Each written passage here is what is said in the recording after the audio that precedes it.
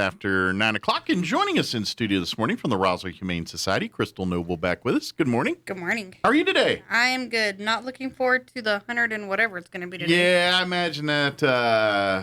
I imagine even the dogs and stuff get a little crankier when it's hot like that. You know what I mean? Like people certainly do. I imagine the pets probably get a little. I'm not a perky person. Less patient when it's hot out there too. They do, and a lot of them, all they want to do is be in a cool area and lay down. They want to be left alone because their body temperature is naturally a lot higher than ours. So we're normally 97. Their internal body temperature is normally 100, 101, even some up to 102. So our fever is their normal. So yeah, when it's 90 degrees outside, to them it's like 110. A lot of panting going on there. Yep. So just, of course, a reminder for pet owners out there: don't be leaving those pets outside without shelter, without water, without a means to cool off, because they will overheat, they will get sick, they will die. So please be good, responsible pet owners. If I know some people leave dogs out, things like that. Provide them places for shade. Keep constantly refreshing and changing their water. I know we used to talk about... Get the 1 gallon milk jugs, fill it full of water, throw it in the freezer, and then set it in their water trough. Yeah, and that'll... Or water bowl. And that'll keep their water cold and melt and give them cold water for a good hunk of time there. So... Yeah. And then try to put it in shade so it lasts a little longer than an hour.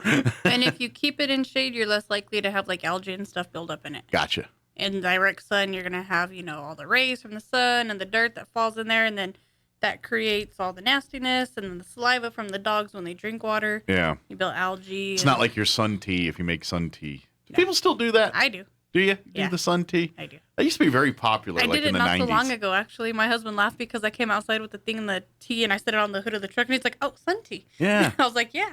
I think I ought to bring that back. We haven't done that. I mean, it was like popular in the 90s, but it kind of faded away here, and I don't see as many people doing sun tea. It's because people don't have patience to wait for the sun tea. Well, I should say you're supposed to not do it that day. Like, you got to know you want tea later. Well, we were going, I don't know, I think I had to go to work, and he was going with me, so I set it up, set it on the hood of the truck, and then when we got back from work, it was ready. Nice. So. Good deal. Yeah, maybe I'll think about doing that again. Maybe this weekend or something. Sun tea. I haven't done that in 100 years. Do it on Saturday. Yeah. So that way you have it for Sunday. There you go. Perfect. It'll be 70s. Good tea drinking weather. Sound a little British over here. Would you like some tea? Spot of tea, please. But would you like a biscuit with it? Yeah. Hey, Comic-Con's coming. The Galacticon and UFO Festival's coming up. They can start tea dueling again with the steampunks. Did you hear about this tea dueling? We've talked about it ad nauseum on this show because I'm kind of fascinated by the event, and it's just funny to watch because they get. If you have no idea what I'm talking about, it's what they do is they'll get a cup of tea, hot tea, British tea, and they'll take a biscuit, a cookie, and they dip the said biscuit in the tea, and then hold it over the teacup, and then they sit and stare at each other, and they talk, and they try to make the other laugh, or to the point where the tea biscuit falls apart, and so. The first person's tea biscuit to fall apart loses. So they stare at each other. They'll try to throw each other off their game, laugh, whatever it is. Try to get them to move around, giggle, do things to shake that thing loose because it's soaked, it gets wet, and then it starts to break down and fall apart. So I'd probably be really good at that game. Yeah. So it's a bit of a battle of wits as much as luck in some of it. So I would just start screaming out profanities. And I'm sure each group has their own rules on what you can and can't do. But yeah, that's the premise. You could do that. Like if it's no hold bar tea dueling, deathmatch tea dueling. But I'd be like puppies, kittens, right? But yeah, so I'm just kind of fascinated by that. That being said, we were talking about pets and cool weather and all that. Yes. Obviously, for volunteers and stuff, maybe next week they could do a little walking outdoors with the pets, but probably not so much right now. On the days that it's going to be like 100 or above 100 degrees, like by the time it's 9:30, 10 o'clock, it's already too hot out there for them. We do have some outside covered runs that, we have where the dogs can go outside and get exercise in. Mm-hmm. You can go out there and throw a ball for a dog for a little while, but, Oh. After about 11 o'clock, it's just... Yeah. So volunteering to do stuff with the animals is going to be relegated to indoor stuff for the time being. Right, until it's not 105. Yeah. And obviously it'll go on a day by day. Like if Monday is a little more overcast and cooler, hey, let's take some dogs for walks, before it starts. But that's the reason why that they don't, because and then this is good advice for you, for your home pets as well. Don't take your dogs out for a walk, 4:00 in the afternoon on the sidewalk and all. That's a bad idea. It's bad for their paws and everything. So, if you won't walk barefooted, don't make them. Yeah, exactly. If it hurts you, it's going to hurt them. So wait till either the sun goes down or early in the morning, or maybe keep to grass fields or parks or someplace where they won't hurt their feet. And obviously limit the time because they're dogs. They're going to run around crazy and drop until they drop dead. And you got to be the adult and say, "Hey, you're overheated. Let's bring you in and get some water here." Take a portable water bowl. With like a cold bottle of water, and that way they have it. So that way if they're running and playing and they want something to drink, they can easily go over there and get something. Yeah. And then obviously we shouldn't have to tell people this, but we do every year. Don't leave the dogs or your kids in the hot vehicles and all that stuff. I know I always feel like we shouldn't have to tell people this, but it happens every year. Like we shouldn't have to put warning labels on Tide Pods. Exactly. We have to put warning labels on everything, including pets and children. So please don't even. And I know a lot of people have been thinking, well, I'm just going into Allsups or Town and Country or Stripes or whatever for a minute, and then I'll be in and out. But that's all it takes sometimes. Unless your car has auto start and you can start it from the remote with the air conditioner going and lock the doors, don't do it. Yeah, exactly. That's and fortunately technology, a lot of vehicles have that. But it's cracking the window is not enough, even for short periods of time. It's really not. No, because it's too hot. Yeah. It's like, you can sit in the oven for a few minutes. How many minutes are you willing to sit in the oven for? Let me answer that question, And don't be like I sit in the sauna at the gym, because that is not the same. You are willingly doing that. Yeah. Well, not to mention, it's different animals. So please be smart, find those options, as this is part of being a pet owner. It's part of the responsibility. If you've got to plan for those logistics, Sure, traveling with pets can be great. A lot of people take their vacations, take their pets with them. Great. But plan accordingly, just like your kids. You know how you ever seen parents of newborn babies? You ever see them travel? I swear it looks like they're about to move. They got backpacks of things. They've got strollers. They've got, like, anytime my brother was moving the kids when they were younger, it took an act of Congress. We had to take 2 vehicles to load up all the garbage and all the stuff that these kids need. Dogs and pets traveling can be a little bit like that, because they need their food bowls or water bowls or food, their pillow or bed or whatever it is. Yeah. Or if they're kenneled, and they don't ride well without, if they got to take medicines for motion sickness or anxiety or anything like that. And it's a whole thing. But a lot of people like to do it, and there's a lot of options. Just prepare it for accordingly. They're going to be traveling, carry extra water. Maybe, like I've seen them all over online, the little collapsible bowls that you can fill with water. They got them at Walmart. They got them at the Dollar Tree. Yeah. They got them at Petco. They're everywhere. Yeah, there's really, as a matter of fact, I've seen some that are like combo toys / like you could make it a Frisbee and play catch with the dog. Oh, by the way, you can open it up and drink water out of it too. It's, right. Kind of stuff like that. So they got a lot of great gadgets out there, and some are pretty good. So utilize those, but be prepared. That's all I'm saying is, if you're going to do that, if you're going to take your family vacations and all that, and you want to take the pets, just prepare accordingly. And by the way, if you're doing the road trips and stuff, please be aware that means you're going to have to go through drive-throughs or find restaurants that are pet friendly, because you can't go in and eat and have a nice meal while your dog's sitting out in the parking lot waiting for you to enjoy your meal. So plan accordingly and all that stuff. You might have to be eating a lot of parks, or going through drive-through, or, like I said, finding those restaurants, those mom and pop places. They're like, oh yeah, bring your dog and sit them in, and we'll give them water, and you'll find those. Make it an adventure, but But you've got to plan for all of that when you have a pet. You've got to confirm that they allow pets that are not just hotels, lodging, service pets. Unless you got a travel trailer and stuff, you better prearrange so you got lodging that accepts your pets. If not, what are you gonna do? Leave them in the car all night while you're in your motel room? That's not gonna fly. So yeah, somebody will call animal control on you. Yeah, so just be prepared. How about pets for adoption right now? How are we looking there? We're looking pretty stocked. Good. We've got a ton of cats. Okay. I know you had some in quarantine, so are they all coming out now and starting? The last of the kittens are barely getting close to weight. So they're almost there, but not quite yet. Okay. You can look at them because they've had their shots. They're just not of weight yet. Gotcha. So they're healthy, fine. They just got to grow a little bit. They got to put on a little bit more weight. Gotcha. Okay. And then we've got some adult cats. We've got some young adult cats. Dogs. We always have plenty of dogs, obviously.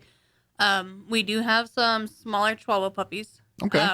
They are barely at the 2.4 pound mark. So they're just of weight. They are. So how old are they? About 6 weeks? No, they are about 14 weeks. Okay, so they're really small. They're really small. Okay. Are they preemies or something, or? No. They just small breed. Chihuahuas typically are supposed to be small. They're not supposed to be, big, like what we see a lot around here. Okay. And a lot of them, they're more legs than anything. They're just legs that long and bodies that small. Right. So not much weight to that. No. Skin and bones. And they're puppies, so they're active, they're running, they're playing, so their metabolism is high. They're burning whatever energy they're intaking, probably. Right. So yeah, but they'll get bigger and they'll. Yeah. But we have 10. Wow. Are they all the same litter? There's 14 total. We believe it's 2 separate litters that were dumped together. All right, so I was about to say, I was like, that's a big litter. Yeah, but there's 10 of them that are big enough for adoption, and then there's 4 that aren't quite yet. They're coming up yet. Okay.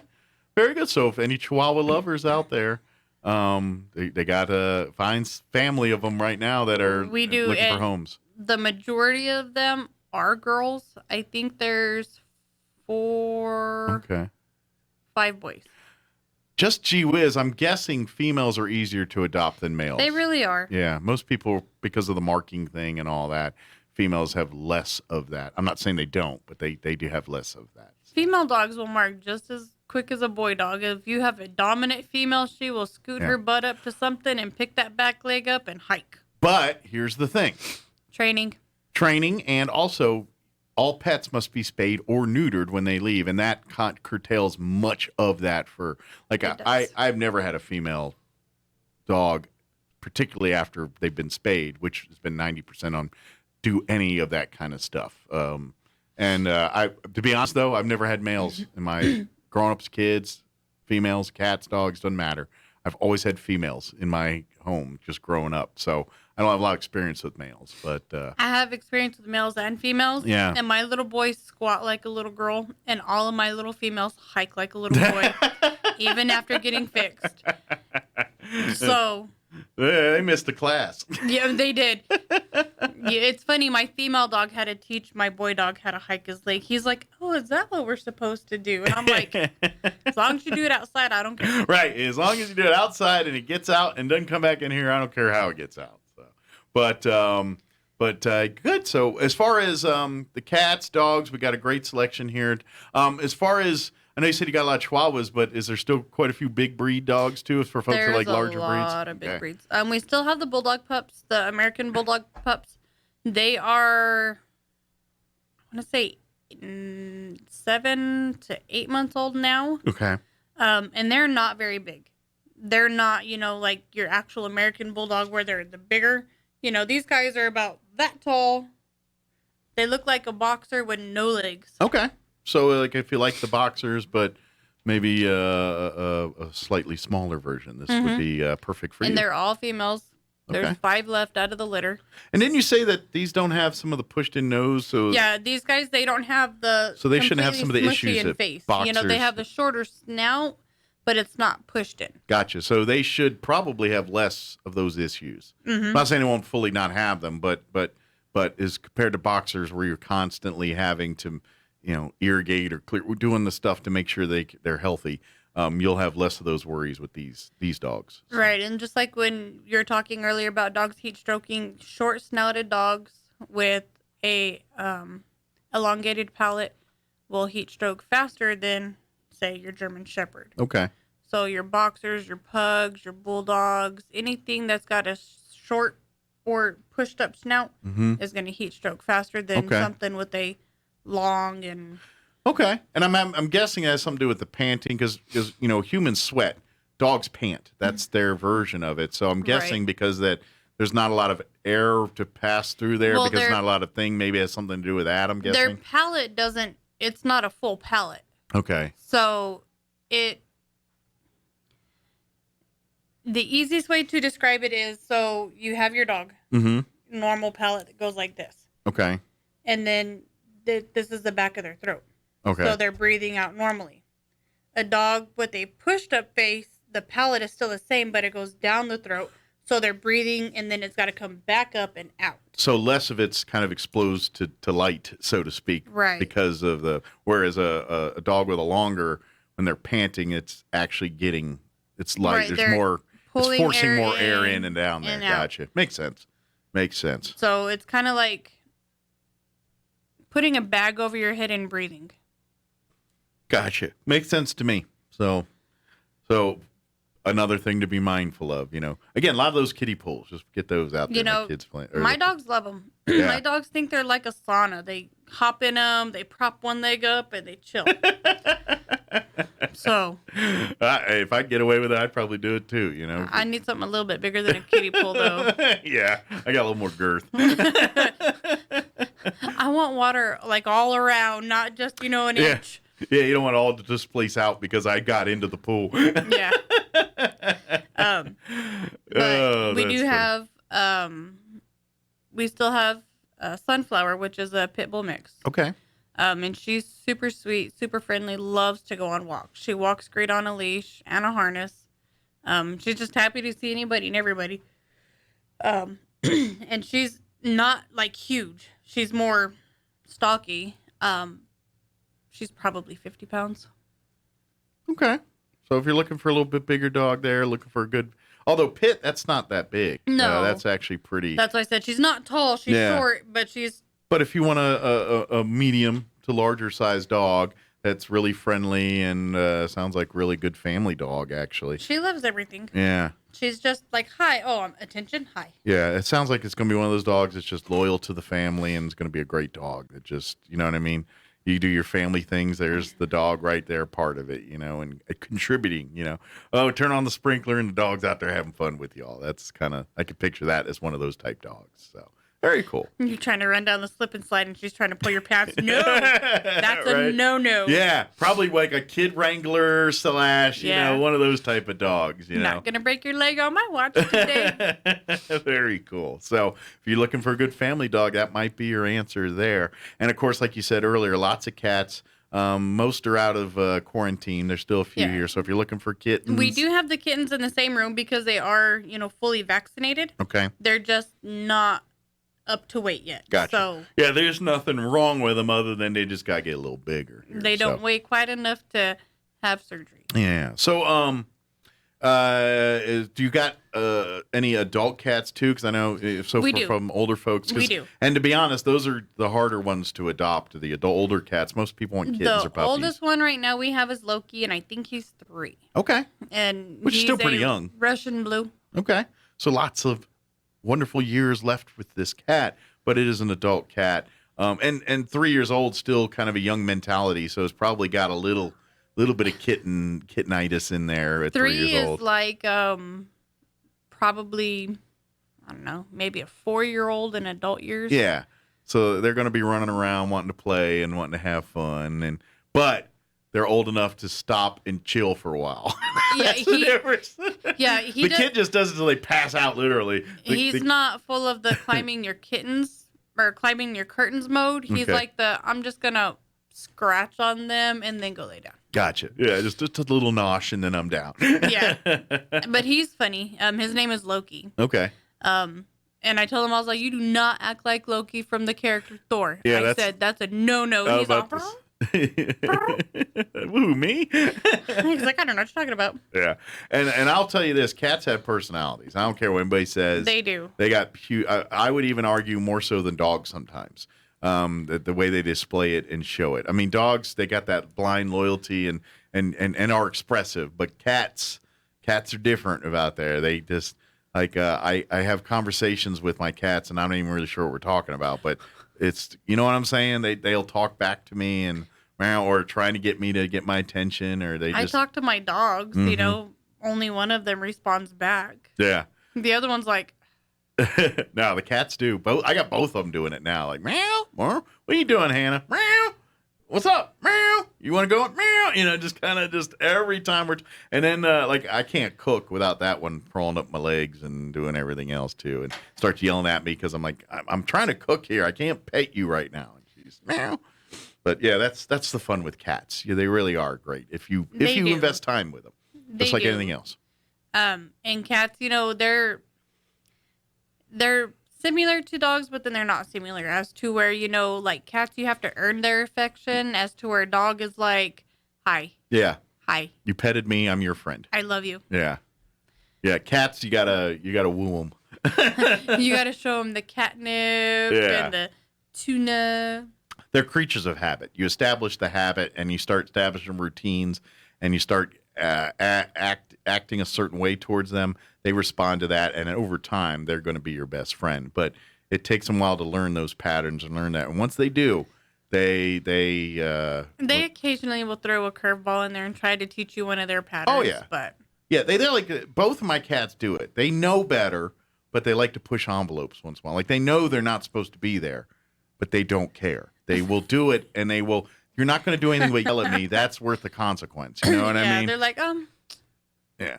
So occasionally I catch one going to, if there's a dirty dish in the sink, trying to lick the water out of it. I'm like, stop! Get down. You know you're not supposed to be up there. And they don't come up there 90% of the time, just once in a while. They're like, oh. They go up there and do it, you know. So. They want that extra attention. Exactly. Yeah, I think that's what it is. I think they just want to create something happening because they're bored. They know they don't even want the water in the dish in the sink. They just want to cause a fracas here, you know, just cause something going on. Let's talk thrift store real quick. How are we doing there? So, this Friday, tomorrow, they're going to have all of the shoes, men's, women's, children's, half off. Oh, cool. So save a little money there. And then Saturday, they're going to have all clothing, hanging, baskets, whatever, half off. Okay. They do have a lot of paintings right now. Some of them have the authenticity form on the back. Certificate of authenticity. Yeah, I cannot say that word.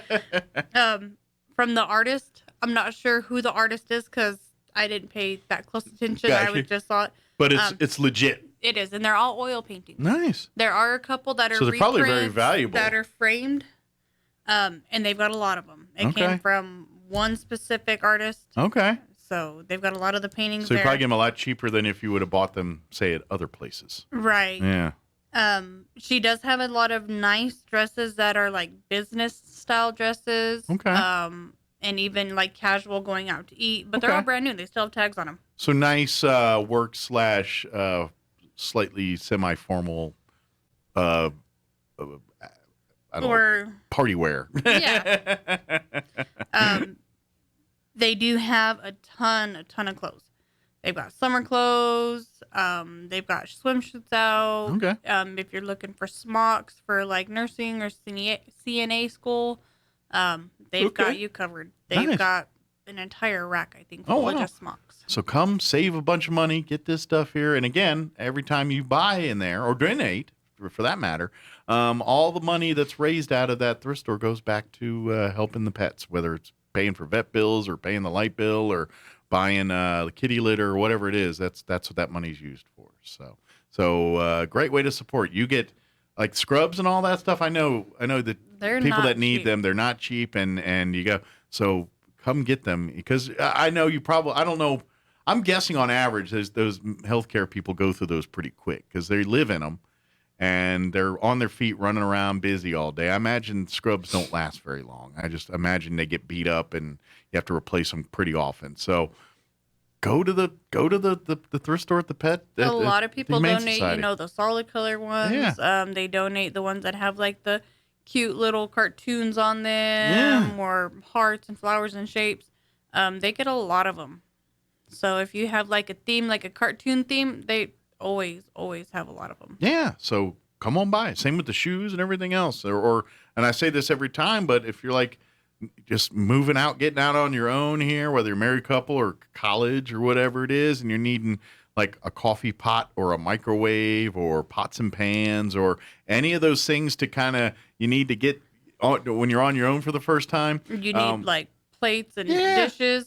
Yeah, you can. They got a lot of them. Buying us stuff brand new, you're dropping thousands of dollars doing that. You could go into the thrift store here, get all of that, and what you would have paid, say $1,000 for, you probably would have got for like $100. You know what I mean, or $200. It's that worth your time. So please come do it. And then again, that you just paid $200, but that $200 will definitely, that's quite a bit of litter they can buy, or that'll pay for a vet bill, or that'll keep the lights on for another month. That's kind of what it does. So we don't get the discounts on, the helping with the light bill. Yeah. So because we are a business, we get charged a business rate. So unfortunately, we can't ask for the government help for, hey, we can't pay our light bill this month. Yeah. We don't qualify for that. So yeah, so it helps out for all of that. So, and then conversely, if you'd like to donate items, call ahead.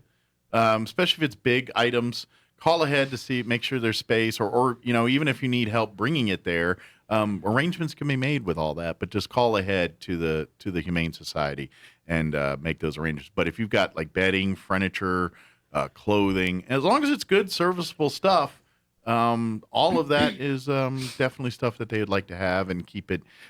Holiday decor and stuff. That stuff sells really well. So if you bought a new Christmas tree or tired of keeping the Christmas tree in storage every year, donate it and all that kind of stuff. It's great. They have an entire area for Christmas stuff. So when they do the Christmas for the pets, I don't know, they might do one in July because they've got a lot of Christmas stuff. So we might go back to doing it 2 times a year. I like it. I think people will too. Yeah. So if there's enough stuff there to do that, then yeah, let's do it. So what would make it even better is if we could make it snow in July. So when we did like the Christmas in July and it snowed, that'd be awesome. Well, if you can pull that one off, I'd be impressed. I gotta borrow somebody's snowmaker, but I think they're using it to fight fires right now. So I saw that on KRQE yesterday. I never thought about that. They're using one of the snowmakers to fight the fire up in Vegas and Makes sense. Santa Rosa area. Hey, if it works, it shoots out water. Why not? That's a great idea. I don't know how effective it is, but it sounds smart to me. Sounds pretty good to me. Yeah. It's not like it's a flamethrower. Right, so. It's not going to add to the problems. I can see. It's certainly going to help. So nice. Who knows? Might save the ski lodges up there if they're, if that's what they've got to help fight the fires with the. Of course, they do the aircraft. Angel Fire and all of that's on fire too, is it not? Yeah, I think so. Of course, they just cover it with snow and go skiing again. I guess I don't know how that works. I don't know. So instead of a landslide or what's it called, an avalanche for the snows, they're gonna have an avalanche of soot. Yeah. Well, that's just it. It needs something to keep the snow sticking to the hills so it won't slide down. Trees. But getting back to the Humane Society here. One more thing I want to tell folks about is membership, too. That's the other way to be a supporter and a part of the Humane Society is becoming a member, which anybody and anything can become a member, right? Rocks, fish, birds. Grandma, grandpa, kids, pets. You name it, all can be a part of the Humane Society. If you got a pet frog, your pet frog can be considered a member because it is a pet. Absolutely. And, of course, you get newsletters. You invited to the annual meetings and things for all that. But really, your support helps. Your membership helps, again, pay to keep the lights on, to pay for vet bills and things like that. But and then you get to stay informed with the updated newsletter and stuff. And then, of course, if you want to get more involved and volunteer and all that, lots of great opportunities there. I know you guys were looking for some hiring. Has that been filled, or do you still have some openings there? It has been filled. Okay. There is another position that when we're able to get set back up to doing the stuff out at Petco. Okay. I will be looking for a part-time at that point. But right now I did. That's on hold at the moment. Yeah. Very good.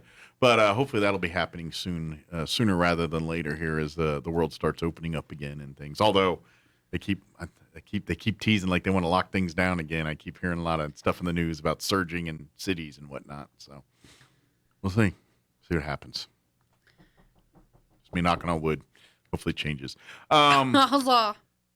Give out the phone numbers to the Humane Society and to the thrift store. For the kennels, it's 622-8950. Okay. For the thrift store, it is 623-9210. Very good. And of course, they're all right there on East McGaffey. The thrift store is right next door to the shelter, which all of that's right next door to animal control. So if you walk into the Humane Society and for whatever reason none of those pets seem to speak to you, please walk right next door to animal control and see what pets they have, looking for a good home, because you're rescuing a pet regardless of which building you take it out of.